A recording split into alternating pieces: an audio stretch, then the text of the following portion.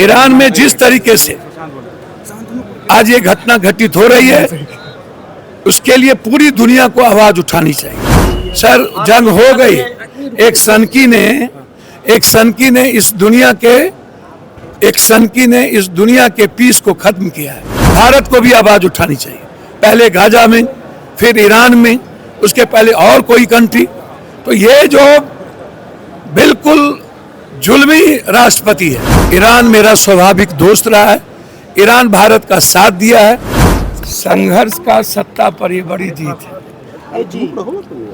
एक तरफ पूरे देश में राहुल गांधी जी का संघर्ष, एक आवाज, इस देश को बचाने का जुनून, जिद, किसानों के अधिकार में, छात्रों के एजुकेशन के सिस्टम पर लगातार राहुल जी का संघर्ष, लगातार युवा और छात्रों के द्वारा जिस तरीके से आज आंदोलन किए जा रहे हैं भारत को बचाने के, और बिहार में जो लगातार जिस तरीके से यह सरकार कानून व्यवस्था में फेल्योर हो रहा है, बेटी के रक्षे में फेल्योर हो रहा है, एजुकेशन में फेल्योर कर गया है, एजुकेशन सिस्टम में, एजुकेशन कैलेंडर में, बच्चों के एग्जामिनेशन में जो लगातार एक उम्मीद थी बच्चों को, वो समाप्त हो चुका है।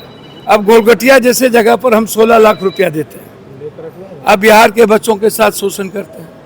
ये छोटी बात तो है नहीं। तो लगातार पटना यूनिवर्सिटी भारत के एशिया का एक 5वें-6ठे यूनिवर्सिटी में आता है।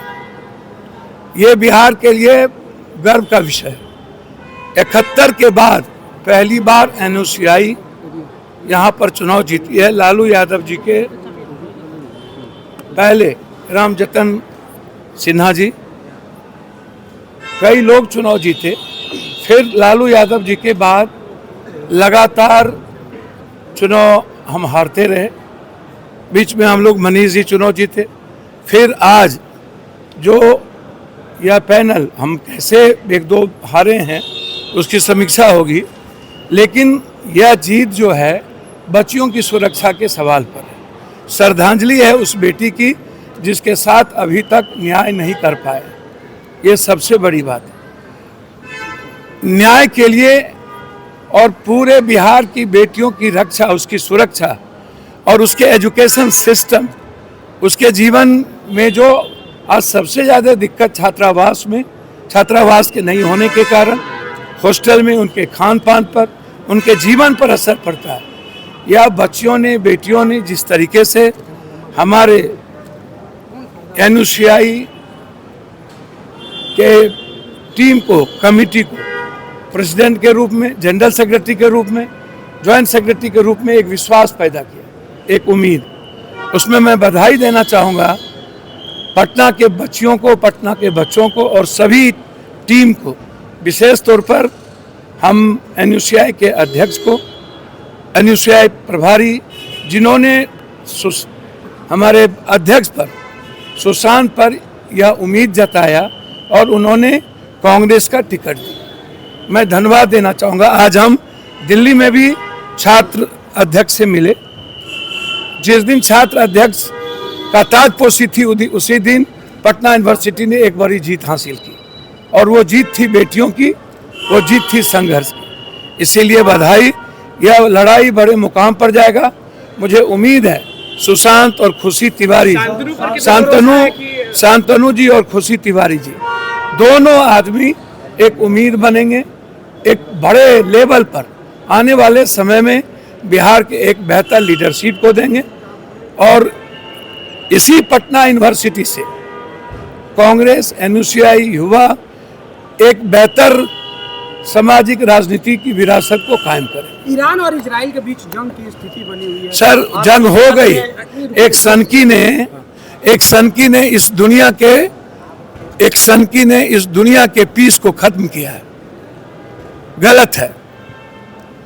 जो ईरान मेरा दुनिया का सबसे बेहतर दोस्त था, रूस, हम उसके साथ अभी तक भावनात्मक रूप से भी खड़े नहीं हो पाए। हमारा भारत वसुधैव कुटुंब की ओर था। भारत सर्वधर्म समभाव की ओर था। भारत हमेशा मूल्यों की राजनीति की है। भारत हमेशा मानवता की रक्षा के लिए खड़ा हुआ। आज हम चुप हो जाते हैं। ईरान में जिस तरीके से आज ये घटना घटित हो रही है, उसके लिए पूरी दुनिया को आवाज उठानी चाहिए। भारत को भी आवाज उठानी चाहिए। पहले गाजा में, फिर ईरान में, उसके पहले और कोई कंट्री। तो ये जो बिल्कुल जुल्मी राष्ट्रपति है, ये बहुत गलत है। इसके लिए हम सबको मिल करके एक आवाज उठाना पड़ेगा।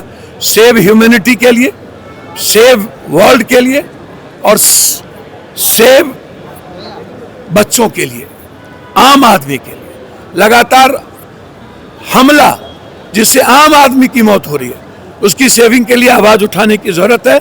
अमेरिका के राष्ट्रपति ने बिल्कुल गलत किया है, उसके खिलाफ आवाज उठाना ही चाहिए। ईरान के सुप्रीम लीडर, मैं कह सकता हूं कि ईरान मेरा स्वाभाविक दोस्त रहा है। ईरान भारत का साथ दिया है। हमें हर परिस्थिति में भावनात्मक रूप से भी इस बड़े घटना को रोकने के लिए भारत को आवाज उठानी चाहिए। बड़े प्लेटफॉर्म पर दुनिया में शांति कायम हो, इसके लिए भारत हमेशा पहल किया है।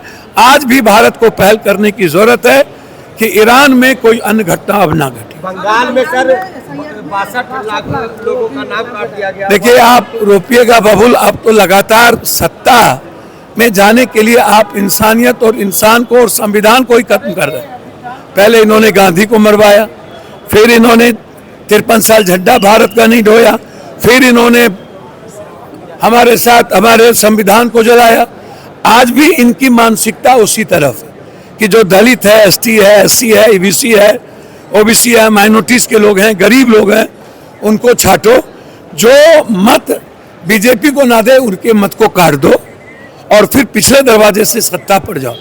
लेकिन एक तरफ राहुल गांधी, दूसरी तरफ ममता बनर्जी लगातार इसके नकारात्मक गलत नीतियों के खिलाफ, संविधान के खिलाफ जो ये काम कर रहे हैं, वह बुलंद आवाज है।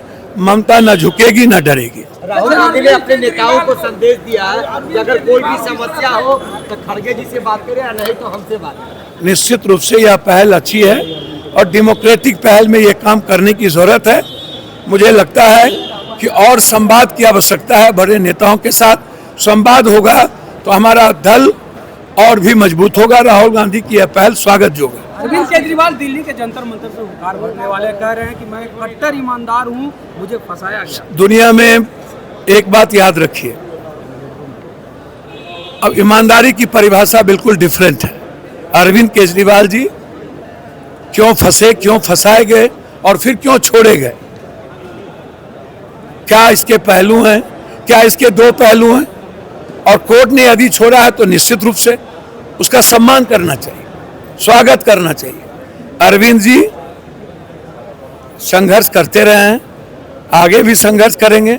मैं उन्हें शुभकामना देता हूं कि निश्चित तौर पर हमेशा निरंकुश सरकार जब किसी सही आदमी को फंसाती है तो न्यायालय ही एक भरोसा बचता है, उम्मीद बचती है। मैं धन्यवाद दूंगा, लेकिन इस घटना के कई पहलू हैं, मुझे ये नहीं बता सकते। तेजस्वी यादव राज्यसभा